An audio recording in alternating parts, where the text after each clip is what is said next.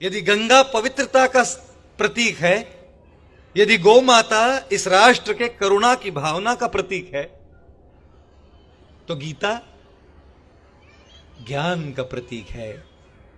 गीता एक ऐसा ग्रंथ है जो केवल भारतीयों ने नहीं पढ़ा है। गीता एक ऐसा ग्रंथ है जो देश विदेश में, सारे विश्व में लोगों ने इस शास्त्र की मान्यता प्राप्त की है। मैं जब विदेश जाता हूं तो कई बार वहां के कॉलेज यूनिवर्सिटी में प्रचार करने जाता हूं और उनके लाइब्रेरी में गीता रखी होती है और उनके कॉलेज में गीता एक क्रेडिटेड कोर्स होता है। यहां जब स्कूल पाठशालाओं में गीता पढ़ाने जाते तो हम कहते कि अरे ये तो केवल एक धर्म का हुआ, हम तो सेक्युलर है, ये है वो है। सारे विश्व में लोग गीता सिखा रहे हैं क्योंकि जानते हैं ज्ञान के बिना जीवन की दिशा नहीं बदल सकती। भाइयों और बहनों, महिलाओं और सज्जनों, आप सबसे एक बात कहना चाहता हूं, यदि जीवन की दशा बदलना चाहते हो तो सर्वप्रथम जीवन की दिशा बदलिए। दशा तो तब तक नहीं बदलेगी जब तक दिशा नहीं बदलेगी। और दिशा कैसे बदलेगी जी? कौन सा वो ग्रंथ है, कौन सा वो मार्ग है, कौन सा वो ज्ञान है जो जीवन की दिशा बदल दे? अर्जुन कुरुक्षेत्र की रणभूमि पर पूर्ण रूप से भ्रमित खड़ा था और गीता के ज्ञान ने अर्जुन के जीवन की दिशा बदल दी।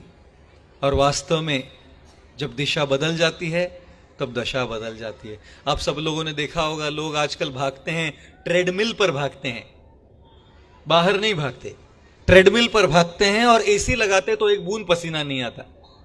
ट्रेडमिल पर दौड़ते हैं और भागते रहते हैं, भागते रहते हैं, भागते रहते हैं, 1 घंटे तक भागते हैं और ट्रेडमिल पर जो रीडिंग है वो दिखाता है कि 10 किलोमीटर तक भागे हैं, लेकिन भाग भाग कर पहुंचे कहां जी? भाग तो रहे हैं, मेहनत तो कर रहे हैं, प्रयास तो कर रहे हैं, कष्ट तो कर रहे हैं, लेकिन दिशा कहां है?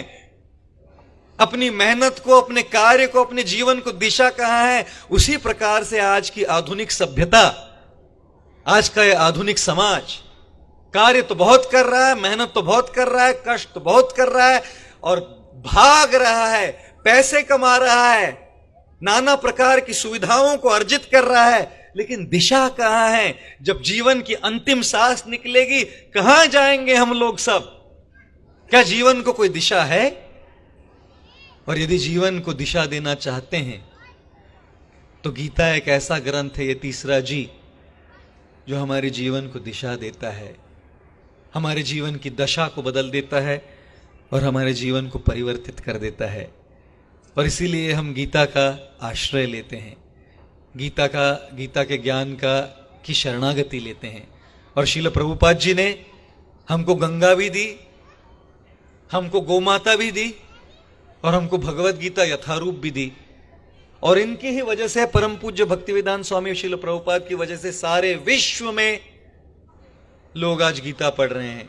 जापानी में गीता है, चीनी भाषा में गीता है, रूसी भाषा में गीता है, फ्रेंच में गीता है, लैट्वियन में गीता है, स्लोवेनियन में गीता है, स्लोवाकियन में गीता है, इटालियन में गीता है।